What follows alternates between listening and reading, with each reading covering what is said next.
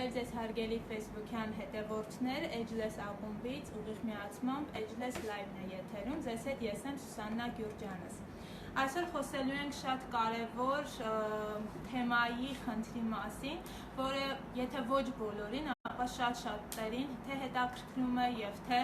անհանգստացնում։ Այսօրվա մեր թեման է հայ ընտանիքի սեռական խնդիրները, որի շրջանակներում մենք կխոսենք հետևյալ հարցերի շուրջ. ամուսնական զույգերի առավել հաճախ հանդիպող սեռական խանգարումների, տղամարդկանց և կանանց մոտ առավել հաճախ հանդիպող սեռական խանգարումների մասին, սեռական դաստիարակության հիմնահարցերի և շատ այլ հարցերի մասին։ Սիրով սպասում ենք ձեր հարցերին, որոնք կարող եք գրել օնլայն տարբերակով մեր եթերի մեկնաբանությունների դաշտում, ինչպես նաև եթե ցանկանում եք ձեր հարցը ուղղել մեր հյուրին, կարող եք անանուն տարբերակով գրել մեր էջին անձնական նամակով կամ զանգահարել Ageless ակումբ 041 94 44 41 հեռախոսահամարով։ Եվ այսպիսով այսօրվա իմ հյուրն է շատ-շատերի կողմից ճանաչված, սիրված, հարգված Երևանի պետական բժշկական համալսարանի սեքսոպաթոլոգիայի կլինիկայի սեքսոպաթոլոգ, ամբիոնի դասախոս, բժշկական գիտությունների թեկնածու, դոցենտ Վրեժ Շահրամանյանը։ Բարև ձեզ։ Շնորհակալ եմ հրավերս ընդունելու համար։ Որպես նախաբան կցանկանամ խոսենք հետևյալ հարցի շուրջ։ Ամփոփ տարբերակով մի քանի նախադասությամբ կխնդրեմ ձեզ ներկայացնեք, թե ինչ է իրենից ներկայացնում սեքսոպաթոլոգիան, ինչ խնդիրներ է ուսումնասիրում, այսպես ասած, եւ որ խնդիրների դեպքում պետք է զույգը կամ անհատը ձեզ դիտի։ Բարի։ Նախ սկսենք սեքսոպաթոլոգիայից։ Ամենապարզ եւ մատչելի լեզվով եթե ասենք, դա գիտություն է սեռական առողջության մասին։ Կլինիկական բժշկության մի ճյուղ է, որն ուսումնասիրում է մարդու սեռական առողջության նորման, պաթոլոգիան եւ մշակում, ախտորոշման ու բուժման եղանակները։ Եթե մենք համեմատականներ անցկացնենք մյուս մասնագիտությունների հետ բժշկության, ապա պետք է ասել, որ սեքսոպաթոլոգիան համեմատաբար երիտասարդ գիտություն է, որպես գիտություն եւ ընդամենը որպես այդպեսին կազմավորված գիտություն այն 50 տարեկան է, մի քիչ ավելի։ Եթե հաշվի առնենք նրա ձևավորումը Խորհրդային Միությունում եւ բնականաբար նաեւ զարգացումը։ Թեև պետք է նշեմ, որ համեմատաբար գնալով այն ավելի է զարգանում, եթե նայենք աշխարհագրական առումով տարբեր երկրներում, բայց մասնագետները որպես այդպեսին քիչ են։ Սեքսոպաթոլոգը զբաղվում է մարդու սեռական խնդիրներով, ընդ որում շատերը մտածում են, թե սեքսոպաթոլոգի մոտ պետք է գնալ միայն այն ժամանակ, երբ կա սեռական խանգարում, դա ամենևին այդպես չի, մարդը կարող է ուղղակի դիմել սեքսոպաթոլոգին, խորհրդատվություն անցնելու նպատակով, եթե առավելացնել օրերում, երբ գիտեք, սեռական ոլորտում ապատեղեկատվությունը չափազանց շատ է, մամուլում բոլորը իրենց իրավունք են վերապահում խոսել սեռական կյանքից կամ սեռական առողջությունից եւ ստացվում է մի շատ հակասական իրավիճակ, երբ երիտասարդները, դեռահասները շխճճվում են, շփոթվում են եւ պետք է դիմել մասնագետին, իհարկե իրականությունը իմանալու մասնագետի կողմից։ Դիմում են բոլորը, թե երիտասարդները, թե պատանիները, նաեւ երեխաները, հասուն մարդիկ, տարեցները, բոլորը ովքեր ունեն սեռական ոչ միայն խնդիրներ, այլ նաև հարցեր։ Հասարակ օրինակ բերեմ, մայրը շատ հաճախ անհանգստացած է երեխայի որևէ ինչ-որ մի սեռական դրսևորմամբ, անհանգստացած է դիմում մասնագետին խորհրդատվության նպատակով, նույնը պատանեկան տարիքում, նույնը տարեց հասակում, շատ հաճախ տարեց հասակում, նույնպես նկատվում են սեռական ինչ-որ խնդիրներ, որոնք պահանջում են մասնագետի օգնություն։ Շատերը թյուրիմացաբար կարծում են, թե սեքսոպաթոլոգը զբաղվում է միայն հոգեբանական խնդիրներով։ Իհարկե դա այդպես չի, սեքսոպաթոլոգը մարդու առողջության, սեռական առողջության բժիշկն է, թե ֆիզիոլոգիական, թե հոգեբանական եւ նույնիսկ թե սոցիալ-հոգեբանական։ Այսինքն մեզ դիմում են բոլոր այն դեպքերում, երբ օրինակ կա սեռական խնդիր կապված թե ֆիզիոլոգիական պատճառների հետ, թե հոգեբանական եւ թե նաեւ սոցիալ-հոգեբանական, օրինակ ամուսնական կոնֆլիկտները, որպես այդպեսին վերցնենք, սոցիալ-հոգեբանական հողի վրա առաջացած տարաձայնություններով պայմանավորված խնդիրներ, որոնք բերում են սեռական խնդիրների, կամ օրինակ տղամարդու մոտ վերցնենք ֆիզիոլոգիական պատճառները, հորմոնային որևէ խնդիր, շաքարային դիաբետ, բորբոքում եւ այլն, ինչը բերում է սեռական որևէ խնդիր, նույնը կնոջ պարագայում, եւ համապատասխանաբար նաեւ հոգեբանական գործոններով պայմանավորված, այսինքն սեքսոպաթոլոգը մարդու սեռական առողջության բժիշկն է։ Շատ լավ։ Սեռական դաստիարակության հիմնահարցերի շուրջ կցանկանամ, որպեսզի խոսենք, ինչպես նաև որ տարիքից պետք է զբաղվել սեռական դաստիարակությամբ եւ որքանով է կարեւոր ծնողի դերը այդ հարցում։ Մեր առօրյայի կնճռոտ հարցերից մեկն է սեռական դաստիարակությունը, որ երևի եթե նա հաշվենք արդեն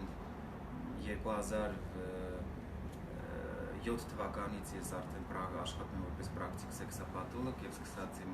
գործունեության հենց առաջին իսկ օրվանից խոսում եմ դրա մասին, որ շատ ակտուալ հարց է դա։ Իհարկե, եթե խոսելու լինենք, թե երբանից պետք է սկսել զբաղվել սեռական դաստիարակությամբ, ապա պետք է ասել հենց սկզբից։ Սեռական դաստիարակությունը բանն է, որ շատերը թրիմացաբար մտածում են, թե դա ինչ-որ դասախոսություն է, որը պետք է իրենք լսեն դպրոցում կամ համալսարանում, կամ դա ինչ-որ մի շատ լուրջ զրույց է, որը պետք է ծնողը ինչ-որ մի օր համարձակվի ու սկսի երեխայի զրուցել։ Ոչ, սեռական դաստիարակությունը ընդհանուր դաստիարակության անբաժանելի մասն է։ Ինչպես որ երեխային սկսում են սովորեցնել օրինակ տարրական ինչ-որ կանոններ, վարքի, շփման եւ այլն, նույնն էլ սեռական դաստիարակությունն է, որը սկսում են հենց սկզբից, այսինքն փոքր տարիքից։ Եվ այդ առումով սեռական դաստիարակությունը ունի իր փուլերը։ 0-ից 5 տարեկանում ընդհանրապես սեռական դաստիարակությունը սահմանափակվում է նրանով, որ ընդհանրապես երեխան իմանա այն պատասխանները, այն հարցերի պատասխանները, որոնք իրեն ուզում են։ Ով է ինքը, ինչպես է լույս աշխարհ եկել, ինչպես է ծնվել, եւ ոչ թե պետք է երեխային դեպքում ասել այն տարածված անեկդոտա նման պատմությունները կաղամբի ու արագիլի եւ այլն, այլ նախ արդեն պատրաստ են, որ երեխան պետք է հարցնի եւ բոլորովին երեխայի գիտակցությունը չաղավաղել նմանատիպ հեքիաթներով, որովհետեւ վաղ թե ուշ երեխան ինչ որ մի տեղից իմանալու է ինֆորմացիան, գուցե աղավաղված եւ ինչ է լինելու։ Հիասթափվելու է ծնողից, որ այդ տարիքում իր ամենահիմնական ընկերն է, ասես։ Այնուհետև սեռական դաստիարակությունը փոխում է իր բնույթը, արդեն պետք է երեխան մեծանալով պետք է ծնողից օրինակ հայրը պետք է տղայի համար օրինակ ծառայի, վարքի, մտածելակերպի, մայրը նույնպես պետք է աղջկա դստեր համար օրինակ ծառայի, բնավորության ձևավորման եւ այդ առումով սեռական դաստիարակությունը արդեն իր բնույթով տարբերում է։ Ավելի է բարդանում սեռական դաստիարակությունը հասունացման շրջանում։ 12-13 տարեկանից սկսած մինչև 18 այդ բուրըն շրջանը սեռական հասունացման, սեռական դաստիարակությունը զգալիորեն բարդանում է հատկապես ծնողների համար, ինչի, որովհետև սեռական համակարգը սկսում է շատ բուրըն ակտիվանալ, ինչպես գիտեք, հորմոնները սկսում են արդեն իրենց զգացնել տալ հատկապես վարքի առումով, եւ ծնողները պետք է պատրաստ լինեն այդ բուրըն փոփոխություններին, որովհետեւ տղաների մոտ դրսևորվում են համապատասխան սեռական դրսևորումներ, որոնց մասին ծնողները շատ հաճախ տեղյակ չեն լինում կամ տեղյակ լինելով սխալ արձագանք են գտնում, աղջիկների մոտ նույնպես։ Եվ ծնողը պիտի պատրաստ լինի այդ դրսևորումներին սեռական եւ զրուցի, պատրաստի դստեր հետ ցանկալի զրուցի մայրը, տղայի հետ ցանկալի զրուցի հայրը, նախապատրաստի այդ ամենին, ինչ որ պետք է տեղի ունենա հասունացման շրջանում, որպեսզի դեռահասը չշփոթվի, չհանդիպի ապա տեղեկատվությանը։ Շատ հաճախ տանը լռում են։ Եվ որ երեխան ինչ որ մի բան է ուզում հարցնի կամ պատանին, եթե ինչ-որ բան է հետաքրքրում, այնքան պատը, այնքան ամուր է ծնող երեխային, որ չի էլ համարձակվում հարցնել։ Մտածում է լավ դե ընկերներից կիմանամ կամ ինտերնետը կա ամենահուսալի այսպես ասած շտեմարանը հարցերի պատասխանների առումով եւ ինչ է լի ստացվում այն հուզող կարևոր հարցերը, որոնք վերաբերում են իր առողջությանը, դեռահաս է կամ երեխան փորձում է գտնել ոչ հավաստի աղբյուրներից եւ այդ ապատեղեկատվությունը հետո բերում է լուրջ խնդիրների։ Մենք իդեպ ասեմ ունենք հետազոտություն գիտական կապը սեռական դաստիարակության եւ սեռական խանգարումների։ Եվ ապացուցված է, որ այն ընտանիքներում, որտեղ սեռական դաստիարակությունը որպես այդպեսին ընդհանրապես չի եղել կամ ապատեղեկատվությամբ է ուղեկցվել, այդ ընտանիքներում ավելի շատ են հետո սեռական խանգարումներով թե տղաները թե աղջիկները։ Շատ լավ։ Մենք ունենք անանուն նամակներ, շարք, իգական սեռի ներկայացուցիչ։ Միջև նամակները կխնդրեմ նամակներ գրելիս հնարավորության սահմաններում նշել տարիքը եւ սեռը, որովհետեւ ինքներդ եք հասկանում, հարցերի պատասխանելիս պետք է հաշվի առնենք նաեւ եւ տարիքը եւ սեռը, այնպես որ եղեք անկաշկանդ, հասկացեք, որ սեռական առողջությունը ընդհանուր առողջության մի մասն է եւ համարձակորեն հղեք ձեր հարցերը, մենք կփորձենք դրանց պատասխանել։ Շատ լավ։ Տարիքը նշված չէ, իգական սեռի ներկայացուցիչ է, նախ ցանկանում է ձեզ ասել, որ ձեզ շատ հարգում է եւ հարցը հետեւյալն է, որ երեխաների ծնվելուց հետո սեռական կյանքի ցանկությունը շատ է պակասել եւ նույնիսկ ժամանակ առ ժամանակ ընդհանրապես ցանկություն չի լինում, օրինակ մոտ 1 ամիս կամ մի քիչ, որն է պատճառը եւ ինչ կարելի է անել վերականգնելու համար։ Նախապես շնորհակալություն։ Տարիք նշված չի։ Ոչ։ Ընդհանրապես հետծննդաբերական շրջանը իդեպ ասում շատ կարևոր հարց է եւ շատ հաճախ այս խնդիրը նկատում եմ նաեւ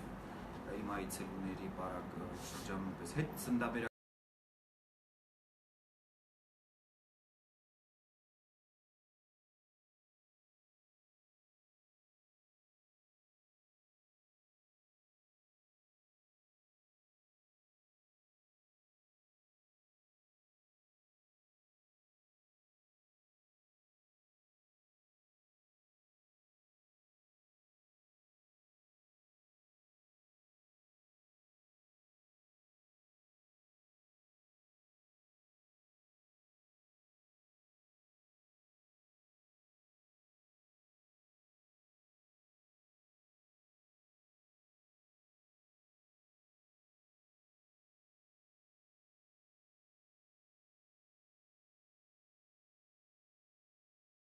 դուք առողջ եք, հիվանդ չեք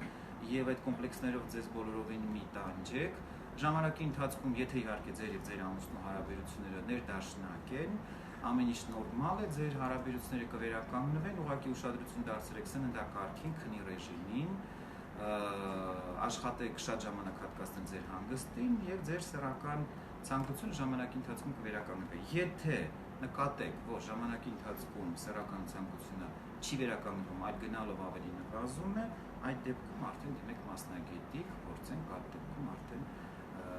անհրաժեշտության դեպքում կատարել համապատասխան հետազոտություններ։ Եվս մեկ անանուն նամակ, այստեղ մի փոքր այլ բացություն, այսպես ասած, իգական սեռի ներկայացուցիչը 31 տարեկան, բարև ձեզ, ինձ մոտ կա սեռական ցանկության պակաս, ընդհանրապես ցանկություն չեմ ունենում, խնդրում եմ ասեք դա ինչից է, չի նշում, որ ծննդաբերությունից հետո է, սեռական կյանքով նշված չի, ապրում է չի։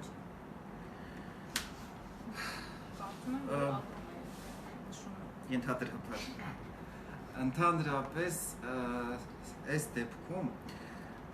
պետք է հաշվի առնել հետևյալը։ Եթե սեռական ցանկությունը սկսում է նվազել, այսինքն նախկինում ամեն ինչ նորմալ է եղել եւ սեռական ցանկությունը սկսել է նվազել, այն կարող է նվազել կամ հոգեբանական կամ որևէ ֆիզիոլոգիական պատճառներով։ Կանանց մոտ սեռական ցանկությունը իհարկե ավելի խոցելի է, քան տղամարդկանց մոտ, քանի որ տեստոստերոնը կանանց մոտ ժամանակի ընթացքում հատկապես կախված իրենց ֆիզիոլոգիական վիճակից, մասնավորապես դաշնային ցիկլի տևողությունից եւ այլն տատանվում է, հետեւաբար սեռական ցանկությունը շատ խոցելի է եւ հնարավոր է, որ եւ հորմոնային պատճառով կարող է նվազած լինել եւ կարող է պետք ցանկալի կլինի, որ անպայման հետազոտվի հատկապես հորմոնային համակարգը, տեստոստերոն, պրոլակտին, էստրոգեն, տեսնենք ինչ վիճակում են հորմոնները, որովհետեւ շատ հնարավոր է դրանով, որտեվ նաև հայտնի է, որ ցանկությունը նվազում է նաև երկարատև ստրեսների պարագայում, գիտեք, որ այսօր մենք բոլորս ապրում ենք այսպես կոչված ստրեսառատ մի իրավիճակում եւ հնարավոր է, որ դրանով պայմանավորված լինի։ Եթե երկար 6 ամսից ավել տևողությամբ սեռական ցանկությունը գնալով ավելի նվազում, նման բան պետք է դիմել։ Նշված չէ սեռը, տարիքը 27 տարեկան, հարցատուն նշում է, որ կարծես թե կախվածություն ունի պոռնո կայքերից, ինչ հիվանդություններ կարող է առաջանալ դրանից եւ ինչ խորհուրդ կտեք իրեն։ Մեր օրերի ցավոտ կետերից մեկը կախյալությունը պոռնոկայքերից, որը լայն թափ է առնում եւ այսօր ես արդեն նկատում եմ, որ այցելուների զգալի մասը, ովքեր գալիս են մեզ մոտ խորհրդատվության, այդ խնդիրը ունեն, շատ հաճախ կանայք են դժգոհում դրանից, որ իրենց ամուսինները սառել են, մտածում են, թե այդտեղ ինչ որ մի փեշավոր մեկ ուրիշն է հայտնվել, բարձր ոչ մի փեշավոր էլ չկա, այդտեղ ընդհանրապես ինտերնետն է ամուսնուն կլանել իր դաշտը եւ բայց չի թողնում, վիճակը կոչվում է վիրտուալ սեքս։ Սա մի լուրջ խնդիր է, որը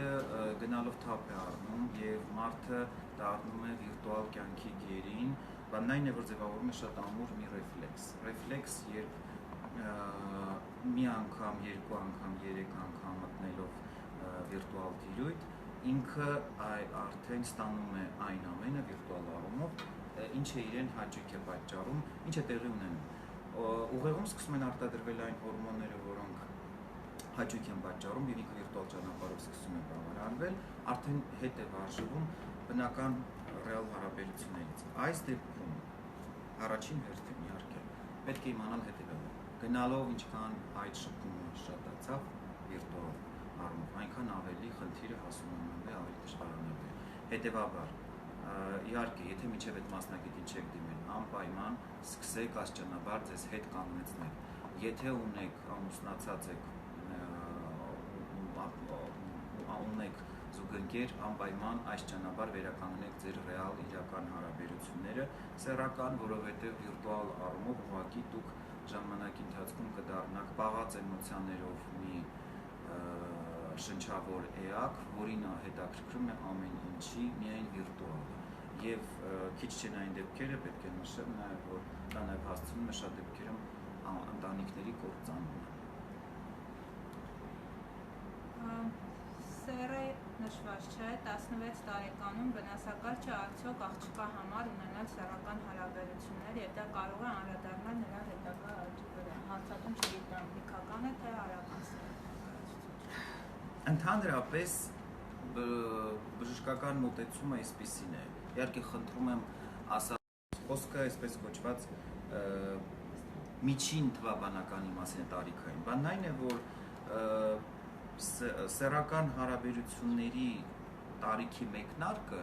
շատ հարաբերական է եւ կախված է շատ գործոններից։ Մասնավորապես կախված է ֆիզիոլոգիական վիճակից, հոգեբանական հասունությունից, իհարկե իրազեկվածության աստիճանից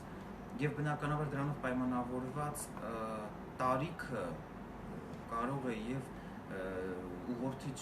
չլինել։ Օրինակ 20 տարեկանում ճիշտ է օրգանիզմը մարդը գրեթե հասունացած է, բայց կարող է մարդը հասուն չլինել եւ ասել թե 20 տարեկանում այո կարելի է հանգիստ հարաբերություններ ունեցել, դա իհարկե ճիշտ չի լինի։ Մոտեցումը այսպիսին է, ընդհանրապես ցանկալի չէ սեռական կյանքը սկսել 16-17 տարեկանից ցածր։ Ինչի՞, որովհետեւ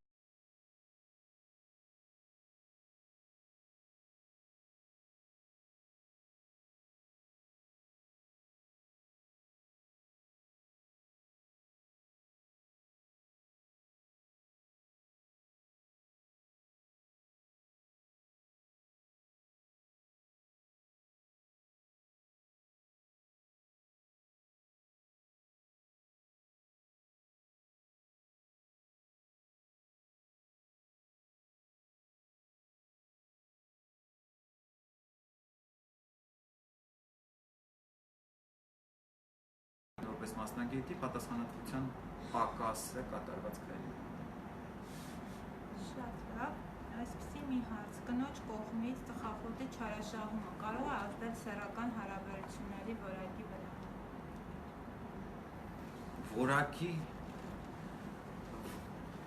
Որակի վրա ազդել չեմ կարծում, եթե իհարկե չեն որոշել ամբողջ սեռական հարաբերությունների ընթացքում զբաղվել ծխելով, բայց ծխելը ինքնին բնականաբար ազդում է սեռական առողջության վրա, հատկապես կնոջ վերարտադրողական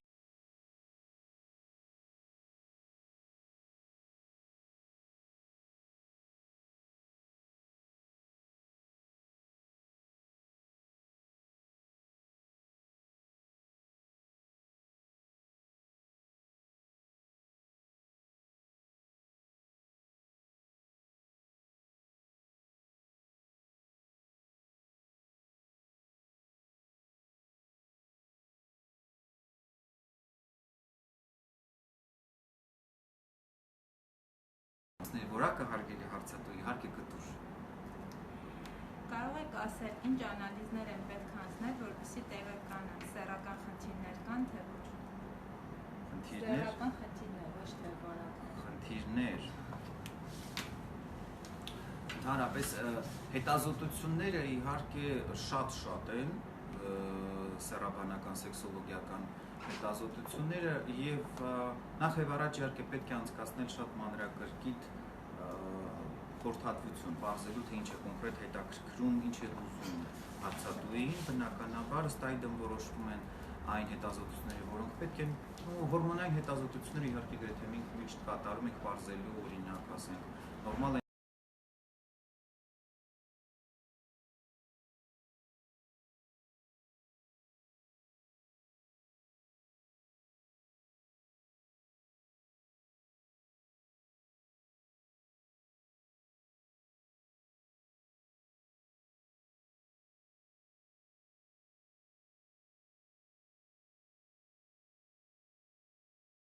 խորացնելու այդ ամենի դիրիժորը տեստոստերոնն է։ Եթե տեստոստերոնը նորմալ է, ուրեմն, այսպես ասած, հիմքը նորմալ է եւ բնականաբար պետք է արդեն ուսումնասիրել մնացածը։ Եթե տեստոստերոնը ցածր է, իդեպ ասեմ փորձը ցույց է տալիս, որ վերջին ժամանակահատվածում թվում է թե արտաքնապես անձը առողջ է, բայց բարձում ենք, տեսնում ենք տեստոստերոնը ցածր է կամ գրետ նորմայի ներքևի շեմի մոտ է կանգնած։ Սա խոսում է նրա մասին, որ շատ դեպքերում արտաքնապես առողջ թվացող մարդու մոտ տեստոստերոնը կարող է լինել զգալիորեն ցածր, ինչը կարող է բերել օրինակ հաճախակի տրամադրության անկման, ապացուցված այսօր դեպրեսիա եւ տեստոստերոնի կապը։ Որքան տեստոստերոնը ցածր է, այնքան դեպրեսիան ավելի հաճախ է անհանգստացնում, նևրոտիկ վիճակ, անհավես վիճակ, տրամադրության անկում, սեռականը մոռացվում է, դառնում են դյուրագրգիռ։ Այդ ամեն ինչի հիմքում մեծամասամբ ընկած է ցածր տեստոստերոնը։ Հետևաբար սեռական խնդիրների փունջը իհարկե բացահայտելու առումով մեկնարկը տալիս է, սկսում ենք տեստոստերոնի ստուգումից, հետո նայում ենք իհարկե կազմվածքը։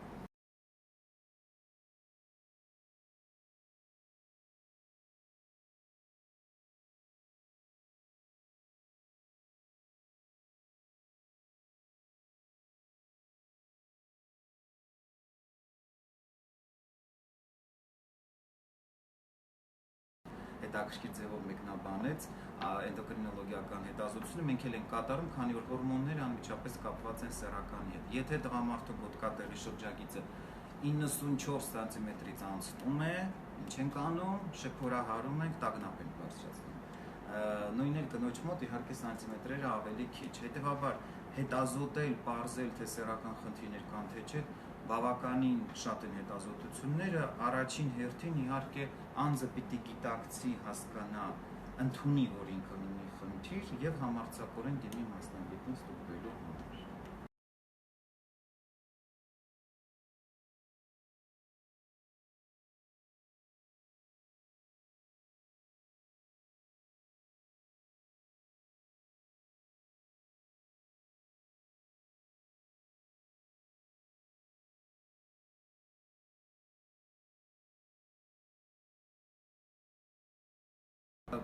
Ընդհանրապես ասեմ, որ սեռական հարաբերությունները իհարկե սա ասում եմ որպես բժիշկ։ Սեռական հարաբերությունները բնականաբար ունեն նաև այսպես կոչված բուժիչ ազդեցություն։ Եվ որքան կանոնավոր են, չասեցի որքան շատ են, որքան կանոնավոր են, բարբերաբար են հարաբերությունները, այնքան ավելի մարդը զույգը գտնվում է ներդաշնակ վիճակում։ Ինչու՞։ ապացուցված է, որ ռեգուլյար սեռական հարաբերությունների բարակայում թե կնոջ թե տղամարդու օրգանիզմում բարբերաբար արտադրվում են երջանկության եւ հաճույքի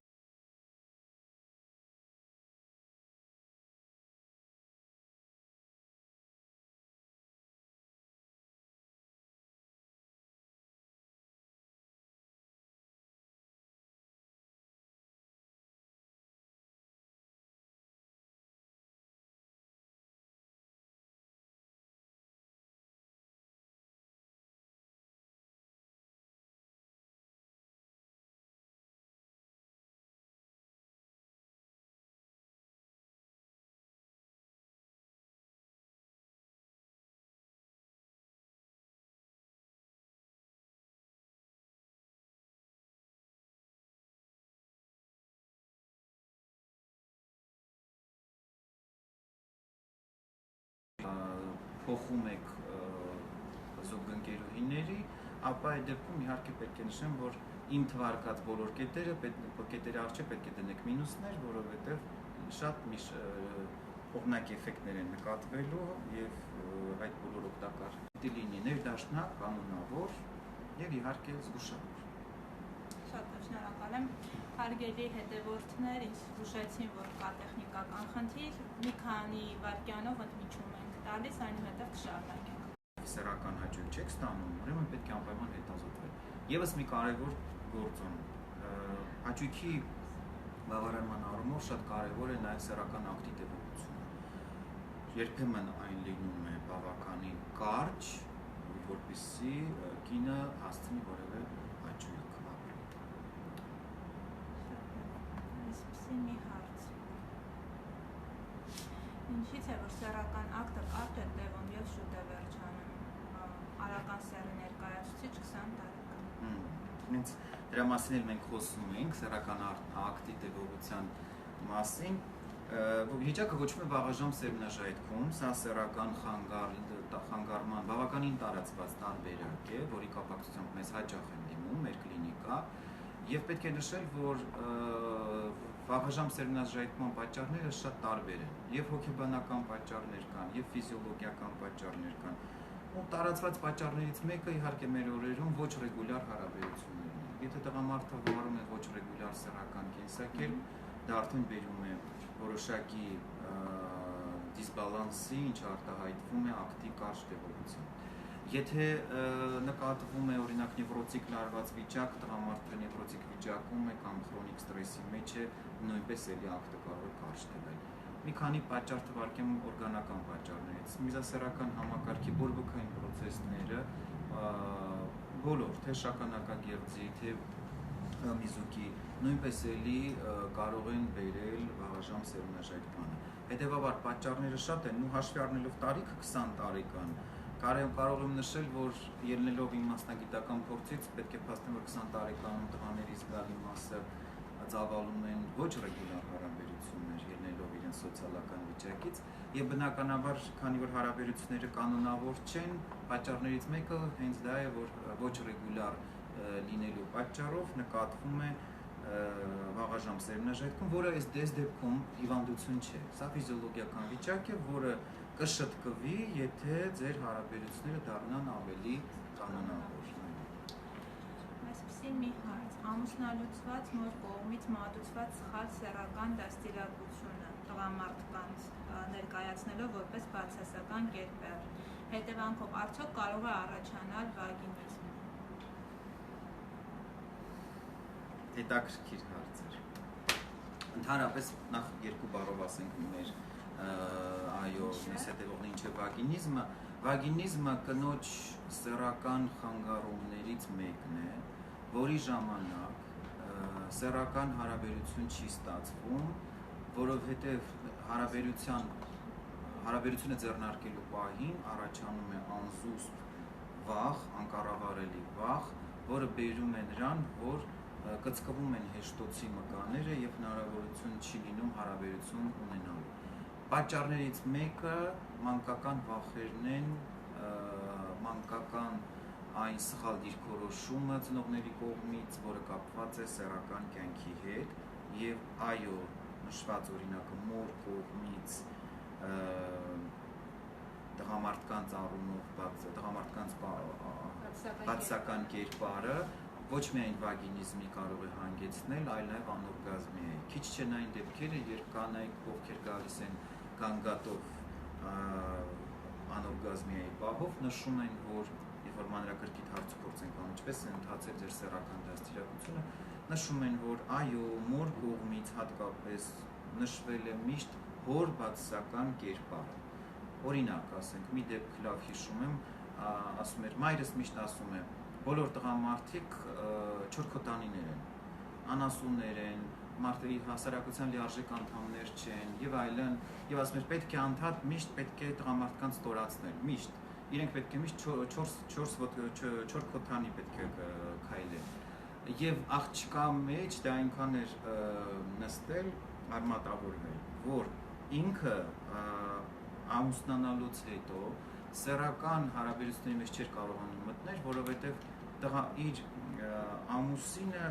իր համար թվում էր շատ տհաճ, երբ որ ինքը փորձում էր քայլեր ձեռնարկել, կինը զզվում էր դրանից, տհաճ էին այդ ամեն ինչը, եւ որովհետև կապված էր անմիջապես մոր այդ անդադ այդ բացասական կերպարի հետ, որ անդադ ներարկել է, դաջվել է իհարկե, շատ արմատավորվել։ Նույնն էլ վագինիզմի պարագայում, որ նշում են շատ հաճախ այցելուները ասում, որ մայրս այնպես է նկարագրել կամ ասենք ընկերուհիները այնպես են նկարագրել, որ սեռական ոլորտը կեղտոտ ոլորտ է, որ տղամարդկանցից պետք է միշտ հեռու լինել եւ այլն, եւ այդ օրինակով իհարկե շատ դեպքերում մենք ունենում ենք բավականին լուրջ խնդիրներ, որոնց պարագայում օրինակ կինը հրաժարվում է սեռական հարաբերություն ունենալուց, կինը զզվում է իր ամուսնուց, այդ ամեն ինչը գալիս է մանկությունից, որը հասունանալով արդեն տալիս է իր պատողներ։ Անանուն նամակ ունենք Արարական սեռի ներկայացուցիչ 24 տարեկան, սեռական հարաբերությունից հետո ինձ մոտ նկատվում են ցավեր սեռական օրգանները, ինչն է պատճառը։ Ընդհանրապես ցավը յուրովի ազդանշան է, որ օրգանիզմում ինչ-որ բան այն չէ։ Եթե ցավը նկատվում է սեռական օրգաններում, նշանակում է, որ առավելևս հարաբերությունից հետո, դա նշանակում է, որ ամենայն հավանականությամբ սեռական օրգաններում հնարավոր է կա բորբոքային որևէ գործընթաց, որը չէ որ ինչ է սեռական հարաբերությունը, լարվածություն, որը ավարտվելուց հետո արդեն կարծես թե պետք է տեղի ունենա լիցքաթափում, բայց սկսում են արդեն ցավային զգացողությունները։ Սա խոսում է նրա մասին, որ կա բորբոքային process, որը գրգռման պահին կամ գրգռվելուց հետո հարաբերությունից հետո գլուխ է բարձրացնում եւ անհանգստացնում է։ Ավելի շատ իհարկե սա կապված է ամենայն հավանականությամբ բորբոքային process-ի հետ եւ եթե տեսնենք, որ բարբերաբար ցավերը կրկնվում են կամ ուժգնանում են, իհարկե անպայման դիմեք մասնագետի համապատասխան ստուգումներ անցնելու նպատակով։ Առավել եւս, եթե ձեր կյանքում դուք ունեցել եք սեռական չպաշտպանված հարաբերություններ, անպայման ստուգեք իհարկե։ Հաջորդ հարցը այսպեսին է. Արարական սեռի ներկայացուցիչ 49 տարեկան, հարցը հետևյալն է. վերջերս սրտի ցավեր եմ զգում, բժիշկը ասաց ստենոկարդիա է, նաև նկատել եմ, որ պոտենցիան է նվազել, սեռական թուլություն եմ զգում, հնարավոր է դա սրտի պրոբլեմի հետ կապված լինի։ Շատ լավ հարցեր ու բավականին ակտուալ մեր օրերում։ Այո, չի բացառվում, ինչու, որովհետև սրտի եւ սեռական օրգանի անոթները հիմնականում իհարկե եթե վերցնենք անատոմիական տեսակետից ունեն նույն արյան շրջանառությունը եւ եթե սրտի անոթները նեղացած են, այսինքն կա նեղացում անոթների, սպազմ, այո, ստենոզ, ապա այս դեպքում նույն հավանականությամբ մենք ունենք նաև սեռական օրգաններում է վիճակը։ Բանն այն է, որ սեռական օրգանների անոթները դրամաչափով ավելի փոքր են, քան սրտի անոթները, եւ եթե կա ստենոկարդիայի նոպա, ինչպես ասել են մեր հարցատուին, ապա ամենայն հավանականությամբ այո նույն խնդիրը կլինի սեռական օրգաններում, այսինքն արյան շրջանառության խանգարման հետևանքով այո կարող է իր մոտ նկատվել էրեկցիայի խանգարում, որը հարցատուն կոչվում է սեռական թուլություն, սեռական ցանկությունը կարող է նվազել, որովհետև շատ դեպքերում սրտային հիվանդությունների ժամանակ ստանալով համապատասխան պրեպարատներ, սրտային պրեպարատներ երկար ստանալով պացիենտները նշում են, որ սեռականը մի քիչ պասիվացել է։ Դա օրինաչափ է, որովհետև արդեն իր ֆիզիոլոգիական վիճակը, օրինակ արյան շրջանառության անբավարարությունը, խոլեստերինի բարձր մակարդակը եւ այլն մի կողմից արդեն բերում են սեռական ֆունկցիայի նվազմանը, մյուս կողմից էլ երկարատև բուժումը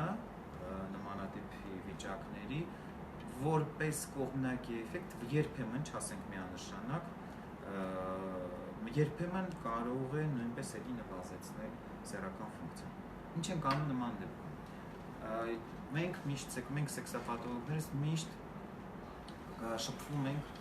ակտիվ կապի մեջ ենք լինում սրտաբանների հետ եւ միասին ենք վարում պացիենտներին, այսինքն մենք որ զգուշորեն շտկում ենք իրենց սեռական ֆունկցիան, իսկ սրտաբանները կարգավորում են իրենց սրտանոթային համակարգ եւ ինչպես շատ հաճախ մենք հումորով ասում ենք, սեռականը տղամարդու երկրորդ սիրտն է, որին պետք է միշտ ուշադիր լինել։ Աղնեսա Սահակյանն է մեզ գրել ամուսնական դավաճանության սեռական, ֆիզիոլոգիական եւ հոգեբանական, ինչպիսի պատճառներ կարող են լինել։ Աղնեսան շատ ցավալուն հարց է հնչեցրել կապված դավաճանության, եկեք չտարանջատենք ամուսնական դավաճանության հոգեբանական եւ սեռական պատճառները շատ են դավաճանության, ամենատարածված պատճառը իհարկե այն է, ու սկսենք տղամարդկանցից երևի, հա, եթե կարելի է։ Ամենատարածված պատճառը, որ տղամարդը սեռական կյանքում չի գտնում այն, ինչ որ կուզենար գտներ եւ զուտ նրա ֆիզիոլոգիական հոգեբանական դիսկոմֆորտը նա փորձում է ժամանակավորապես դրսում ընտրել ու բավարարվել։ Սա ժամանակավոր իրավիճակ է։ Իհարկե շատ են այն դեպքերը, երբ տղամարդը ուղղակի փնտրտուքի մեջ է, ինքը անընդհատ բարբերաբար փոխում է, լինելով ամուսնացած ինքը անընդհատ տարբեր զուգընկերուհիներ է փոխում, անընդհատ փնտրտուքի մեջ է։ Դրանք հոգեբանական լուրջ կոմպլեքսներ ունեցող եւ անընդհատ զուգընկերուհիներ փոխող տղամարդիկ են։ Մի կոնտինգենտ կա տղամարդկանց, որոնք ուղղակի ինքնահաստատման առումով գլուխ գովելու, որպեսզի իրենց ընկերական շրջապատում ավելի ինքնավստահ զգան, անպայման իհարկե պիտի ցույց տան, որ իրենք ունեն նաև սիրուհի, դա էլ է տարածված պատճառներից մեկը իհարկե։ Այո, ինքնագովանքով են այո զբաղվում, նույնպես կա մի տարբերակ կա, որը քիչ չի հանդիպում, նրանք են, ովքեր որ ունեն ընտանեկան լուրջ դժվարություններ, կենցաղային, հատկապես ֆինանսական, եւ անդադ խուսափում են դրանից ու փնտրում են նրանց, ովքեր որոշ չափով կնվազեցնեն իրենց սոցիալական, ֆինանսական խնդիրները, այսինքն նյութական գործոնն է դեր խաղում, բայց իրենք շահադիտաբար ինտիմ կապի մեջ են մտնում, որպեսզի օգուտ քաղեն, եւ դա էլ է մտնում դավաճանության ընդհանուր գունաբնակի մեջ, իհարկե քիչ չափաբաժնով, բայց կա։ Հոգեկան շեղումների ֆոնի վրա կարող է մարդը բարբերաբար անընդհատ տարբեր մարդկանց հետ հարաբերությունների մեջ մտնել, որը թվում է թե դավաճանություն է, բայց իրականում մարդը ունի հոգեկան լուրջ խնդիրներ։ Մի տարբերակ կա, որը շատ հաճախ ես նկատում կանանց պարագայում, կնոջ կողմից պատիժը ամուսնուն, որ դու ես էլ սենց այսպես հլտեսնենք ինչ կստացվի, նման տարբերակներ եմ սկսել վերջերս նկատել Իհարկե էլի կան պատճառներ, բնավորության անհամապատասխանությունները, ընտանեկան կոնֆլիկտները, կենցաղային հողի վերածագած, որոնք միջանձնային հարաբերությունները գունազրկում են, ժանգի պես կրծում են, եւ հետո արդեն մեկը մյուսի համար դա կորցնում են արժեքը, ամուսնական զույգի մասին խոսքը, եւ ինչպես հաճախ ես լսում եմ, որ մեկ-երկու անգամ մեկ ուրիշի հետ հարաբերվելը առանձնապես իրենց համար ինչ-որ մի սարսափելի բան չի, որովհետև չկա այն թրթիռը մեկը մյուսին կորցնելու։ Այև որ զույգը գիտակցի, որ կարող է կորցնել իր կողքինին, երևի թե դավաճանությունների թիվը կսկսի նվազել։ Այնպես որ հուսով եմ Ագնեսային մենք փորձեցինք սպառիչ տալ իր հարցի պատասխանը։ Այսպիսի մի հարց կա, դաշտանի ժամանակ կարելի է սեռական հարաբերություն ունենալ, թե ոչ։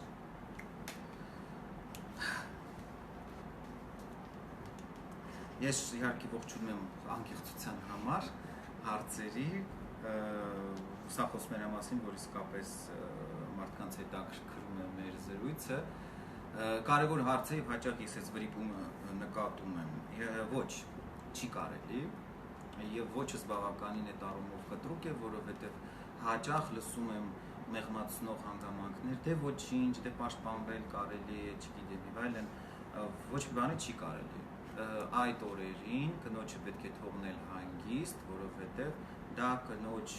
այն ժամանակահատվածն է, երբ ինքը պիտի լինի կատարյալ հանգիստ վիճակում։ Ոչ մի ֆիզիկական ծանրաբեռնվածություն, ոչ մի սեռական ակտիվություն, սննդակարգի նույնպես պետք է ուշադիր լինել, այսինքն այդ օրերին սննդակարգից պետք է բացառել կծում, թթուն, ալկոհոլը, այո, գրգռող սնունդը պետք է նույնպես բացառել, որովհետև դա մի յուրովի ծանրաբեռնվածություն է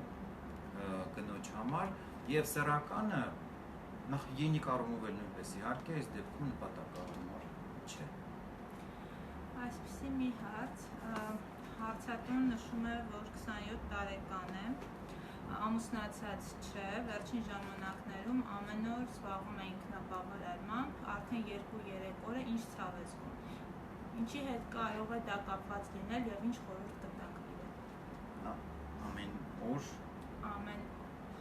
շեշտած է, որ ամեն օր 2-3 օր է, որ ցավ է։ Երկու պատճառ կան, որոնք կարող են բերել ցավի առաջացմանը։ Մեկը, որի մասին քիչ առաջ խոսեցինք, բորբոքման առկայությունն է, որ ընդհանրապես սենց մի օրինաչափություն կա։ Սեռականը չի սիրում, երբ որ իրեն շատ են անհանգստացնում, եթե կարելի է այդպես պոպուլյար ասել, երբ որ կա բորբոքային process։ Երբ որ կա բորբոքում, պետք է հնարավորինս լինի հանգիստ եւ սեռական խթանումները պետք է հնարավորինս քիչ լինեն։ Այսինքն մի պատճառը, որ կարող է բորբոքային process լինել, որը ինքնաբավարարման ժամանակ ակտիվանալով կարող է բերել ցավի առաջացմանը, եւ մյուս պատճառը հաճախակի ինքնաբավարարումները նույնպես կարող են ցավի պատճառ դառնալ։ Այսինքն, եթե տղամարդը 27 տարեկան չէ, արական սեռների չէ, իքական էր, իքական էր։ Եթե ինտենսիվորեն ինքնաբավարարումները ինտենսիվ բնույթ են կրում, ապա զույգ այդ ինտենսիվ խթանումներից կարող է մի քանի օր ցավային զգացողություններ լինեն եւ հետո կարող են անցնել։ Իհարկե, ցավը կմեղմանա, եթե ինքնաբավարարումները փոխարինվեն բնական, սեռական հարաբերությամբ։ Այսպիսի մի հարց ես տամ, ձեզ հաճախ որ խնդիրներով են դիմում, թե կանանց դեպքում, թե տղամարդկանց, որն է Հայաստանի պայմաններում ավելի տարածված։ Տեսեք, երբ որ ես նոր եմ սկսում, ոչ հեռավոր անցյալում, պատկերը մի քիչ այլ էր, կանայք գրեթե չէին դիմում, ավելի շատ տղամարդիկ էին դիմում, կար այդ խնդիրը դիմելիության ամոթխածություն, կոմպլեքս, վայ, սեքսապաթոլոգին դիմել, հետո հասկացանք, որ պետք է մարդկանց ավելի շատ իրազեկել, հասկացնել, որ սեքսապաթոլոգին դիմել անմոթալի չի։ Եվ ինչ սկսեցինք անել, իհարկե հանրամատչելի գրականություն եւ այլն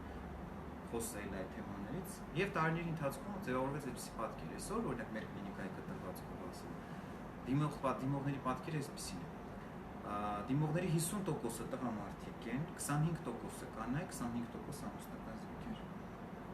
10 տարի առաջ պատկերը բոլորովին այլ էր։ Կանանց դիմելիությունը շատ քիչ էր եւ մեծ մասը գերազանցապես տղամարդիկ է։ Սկսենք տղամարդկանցից, ինչ խնդիրներով են դիմում, այսպես ասած, ըստ առաջնայնության։ Իհարկե առաջին տեղում դիմում են այն տղամարդիկ, ովքեր ունեն գանգատ կապված կրկնման հետ, էրեկցիայի հետ կապված, այսպես կոչված ժողովրդական լեզվով ասում են սեռական թուլություն կամ իմպոտենցիա։ Եվ այդ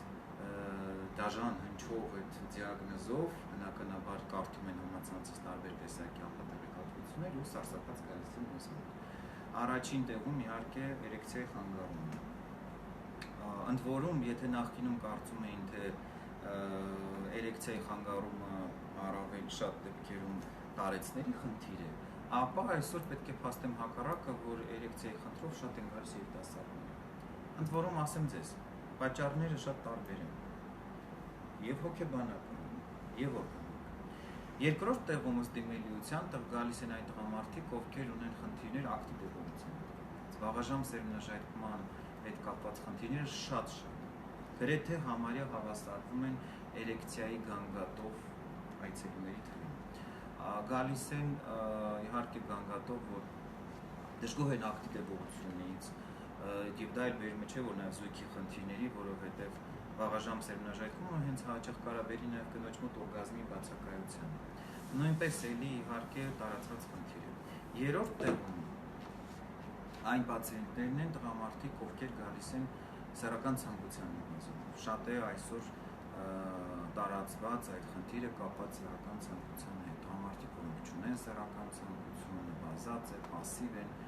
էլի պատճառները շատ են։ Եվ պատճառներից մեկը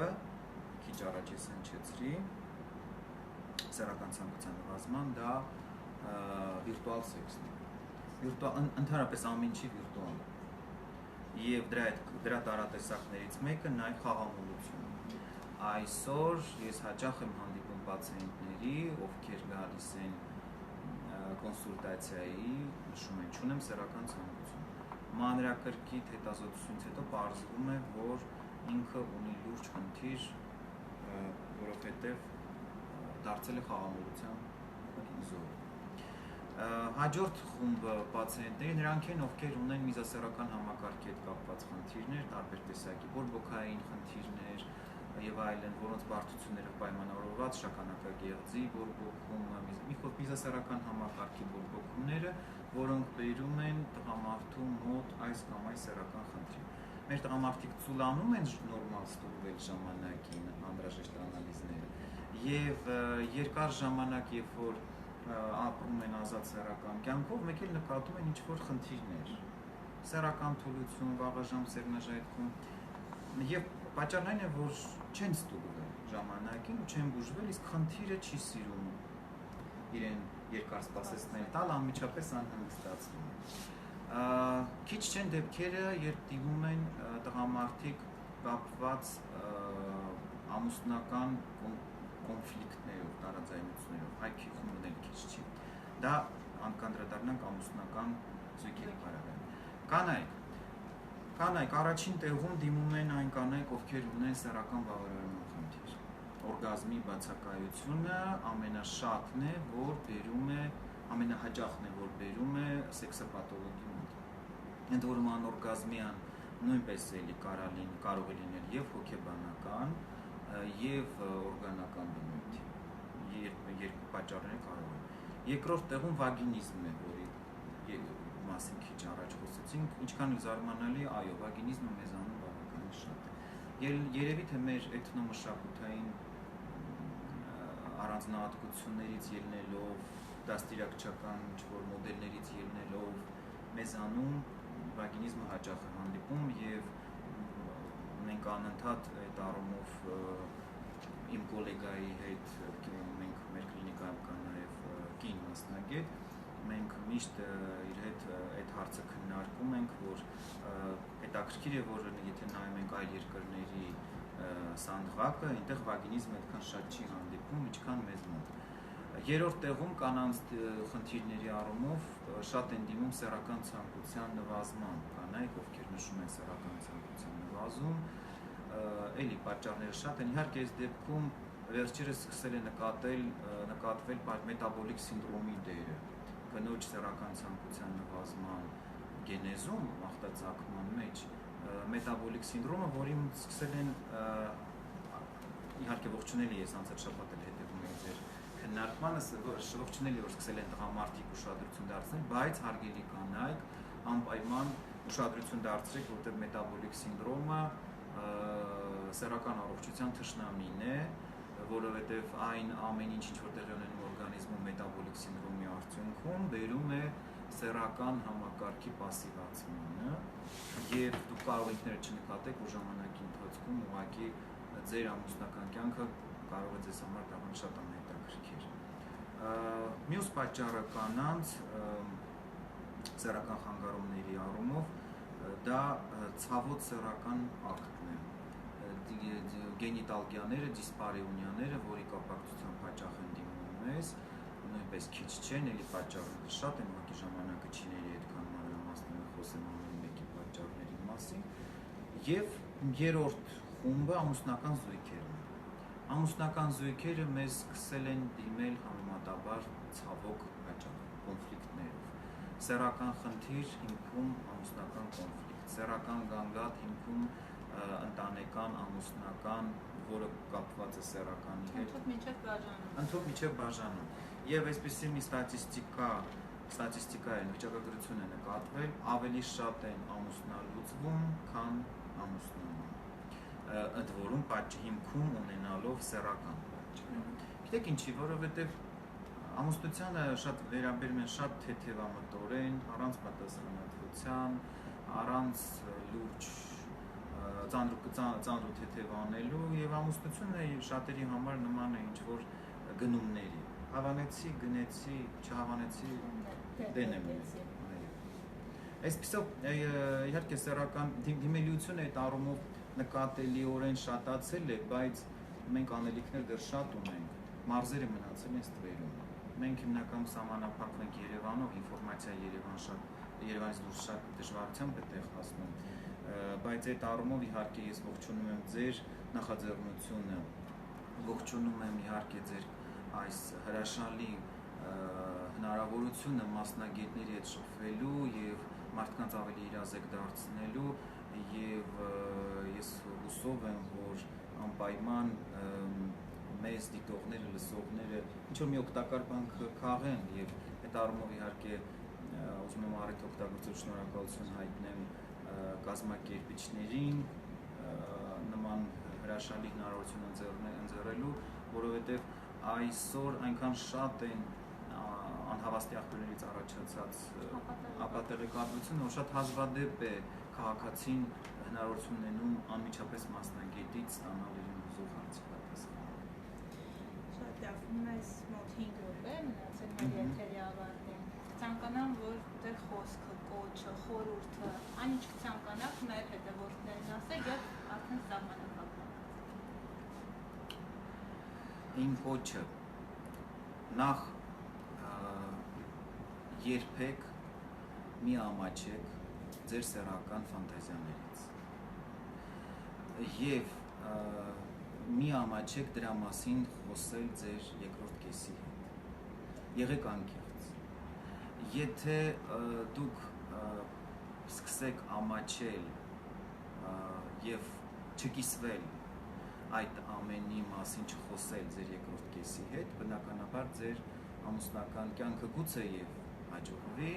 բայց ներդաշնակ առանձնապես չի լինի։ Ամուսնական կյանքը չի սիրում կաշկանդվածություն։ Եթե կա խնդիր, անպայման զրուցեք ձեր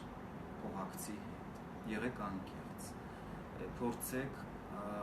այն ամեն ինչ, որ ձեզ անհանգստացնում է, քննարկել իր հետ։ Ձևականությունները, կեղծ մոտեցումները սեռական կյանքը չի համարում, որովհետև այդ թատրոնը վաղ թե ուշ սպառվելու է, դիմակները պատռվելու են եւ ամուսնական կյանքը հայտնվելու է իհարկե տխուր իրավիճակում։ Եթե ունեք հարցեր, փորձեք միշտ լինել անկեղծ եւ ձեր հարցերը քննարկեք ձեր սիրելիի հետ, իսկ անհրաժեշտության դեպքում դիմեք մասնագետի։ Զերծ մնացեք պատահական բնույթ կրող կասկածելի ծագում ունեցող ինֆորմացիոն աղբյուրներից, այսօր համացանցը հեղեղված է սեռականի վերաբերյալ տարատեսակ աղբյուրներով, ինչ-որ խորհուրդներով, ուզում ես պարզել քո էրոգեն գոտին, փորձիր սա եւ այլն, բացում ես տեսնում ես ինչ-որ պատահական թարգմանություն է, որը կարող է վնասել մեր պատանիներին, մատաղ սերնդին։ Այդ առումով իհարկե եղեք իրազեկված։ Միամաչեք դիմել անհրաժեշտության դեպքում մասնագետի օգնությանը։ Այսօր դու կարող ինֆորմացիա ստանալ նաև էլեկտրոնային տարբերակով, այսօրվա այս հանդիպումը հրաշալի հանդիպում էր, ինչի համար ես շատ շնորհակալ եմ կազմակերպիչներին, շնորհակալություն ձեզ հետաքրքիր վարելու համար, որովհետև մասնագետի հետ քննարկումը դա բոլորովին այլ իրավիճակ է։ Դուք հնարավորություն եք ունենում անմիջապես մասնագետից ստանալ ձեզ ուզող հարցի պատասխանները, եւ ես էլ շատ շնորհակալ եմ եւ շատ ուրախ եմ անկեղծ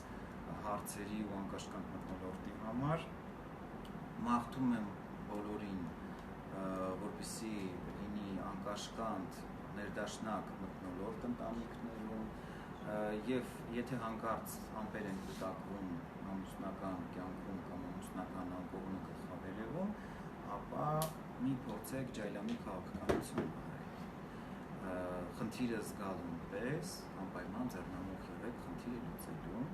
որպեսզի ընտանիքը լինի առողջ։ Չէ՞ որ ընտանիքը պետության այն բջիջն է, որի վրա կառուցվում է երջանկությունը։ Իսկ մենք պետք է ձգտենք, որ մեր ընտանիքները լինեն երջանիկ։ Շատ շնորհակալ եմ ձեզ այսօրվա շատ պրոդուկտիվ եթերի համար, կարծում եմ բոլոր հարցադրները իրենց հարցերի պատասխանները ստացան։ Շնորհակալ եմ ձեզ հարգելի հետևորդներ, որ շուրջ 1 ժամ մեզ հետ եք, ուղիղ 1 շաբաթ անց